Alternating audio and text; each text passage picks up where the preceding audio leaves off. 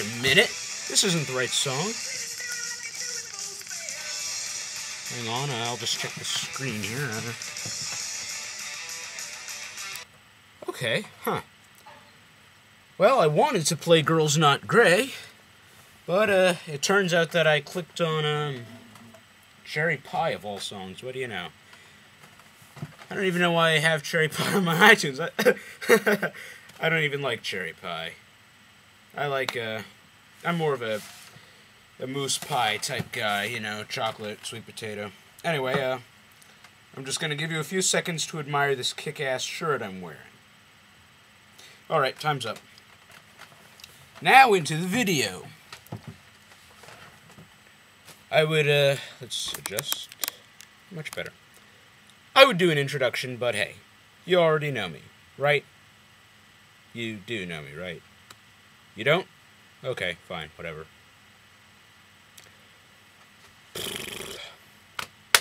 Okay, so how should we live? Well, this is something I've thought about for some time. Well, a lot of people have, but obviously I'm offering my take on it. So please, if you disagree with anything, you know, I mean this for this one to be a discussion vid. So please share your opinions on what I say, on what you have to say. I'm open for discussion on this one, folks. So, now, I'm kind of a do-what-you-will type of guy. You know, we do what we want, we like what we do.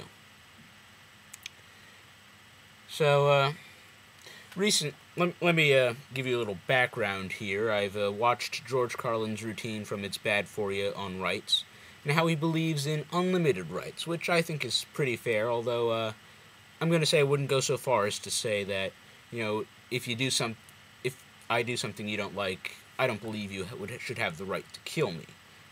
Well, not automatically anyway. I'll be discussing that later. And I left a comment on a video of the song Anarchy in the UK, in which I basically suggested, as another person put, I forget exactly who right now, but that person knows who they are. They described me as being anarcho-communist. I said that I wanted to do away with all money, property, etc., and just force us back into the law of the jungle. And that person suggested voluntarism, which I looked up, and basically, in a nutshell, it says that all interactions with other humans are voluntary. Or at least that's how they should be. And I feel that way, to an extent. I'll admit it, I'm a bit of a loner. So, anyway, let's get into it. And, yes, once again, a card. Yes, me and my cards. Might as well start calling me Gambit, mon ami. This is a bad imitation. Okay. Gotta calm down a bit. Forgive me, folks. Okay, so, as I said, I believe in do what you want. However, I do believe in one thing. I believe that if we do have rights, we do not have the quote-unquote right to inconvenience others. Not unnecessarily, I'd say. How did I put it before? Oh, yes, now I remember.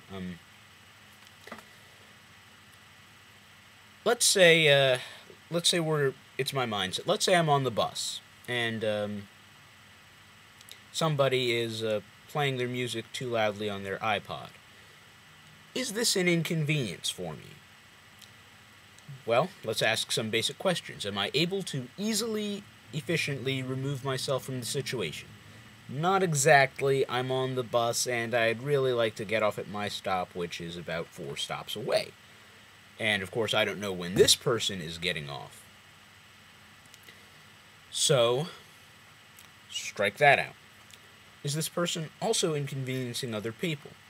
Well, nobody's really acting like they're inconvenienced, and of course, my name's Charles, but my last name isn't Xavier, so unfortunately I can't read minds, or maybe fortunately, if you consider what telepathy really means, i.e., you know, everybody's thoughts jumping into your head and, you know, world's full of dumbass motherfuckers who don't think, and, you got their stupid thoughts going into your head, and, Cheese Whiz, really, really tastes great on oatmeal.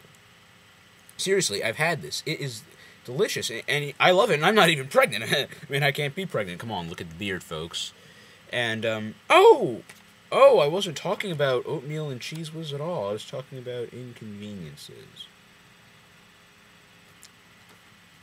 Come on, it's comedy. Well, you know that because I said it is.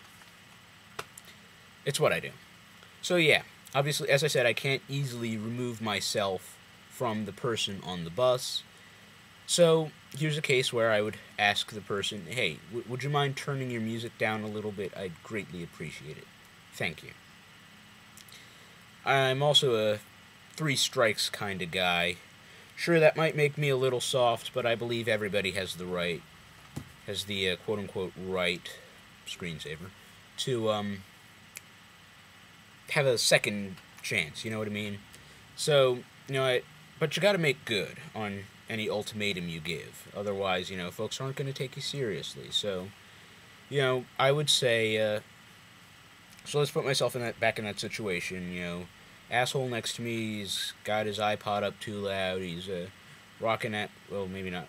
He's, enjoying the music, whatever, and I say, hey, listen, I'm not exactly a fan of the music, and it's a little too loud. Would you mind turning it down? And he says, yeah, sure, and maybe turns it down 1 notch, if any. And I turn back to him after putting up with it for maybe another minute, and I say, look, I've already asked you once before. Please turn down your music a great deal, or I'm going to smash your head into the window. That's the second. And I've given a clear ultimatum in plain English. Obviously, we're assuming that I'm on a bus in an Anglophone country. Again, for those of you who don't know, I happen to be American. America is a largely Anglophone country.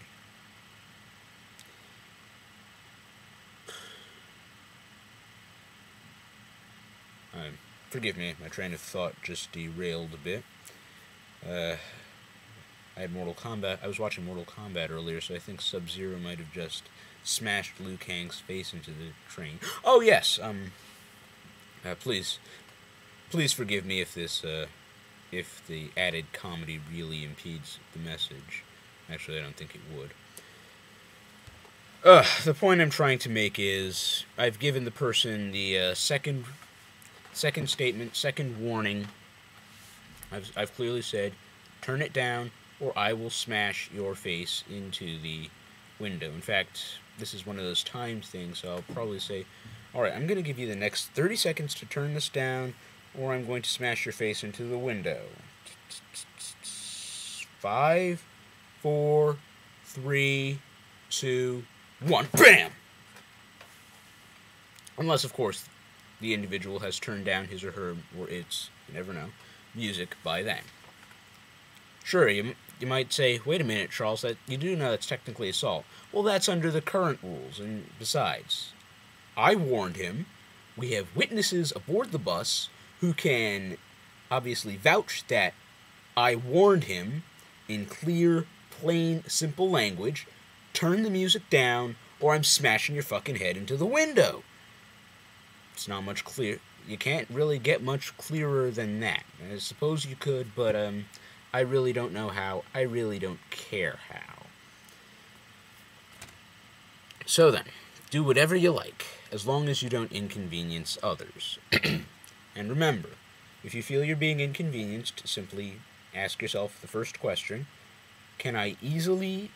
Is it easy and practical for me to remove myself from this situation? If the answer is yes, then remove yourself from the situation, and then you will no longer be inconvenienced, at least not by that. If the answer is no, ask yourself, is there anything that I could do myself otherwise to remedy the situation, like put on my own iPod, for example, going back with the bus? Yes, if I'm on the bus, I can certainly put on my own iPod, and, well, I probably would have it in anyway. So, that's no, that's nothing. And if you can't, if the answer to that question is also no, then yeah, you gotta go for telling the person to stop. And of course, you don't have to give them the 3 strikes like I do. It's your choice, and holy shit. Okay, I'm gonna cut it off here, and I'm gonna get back to you in another part. So, for a few minutes, while I shut this one down and get on the next one, stay classy, YouTube.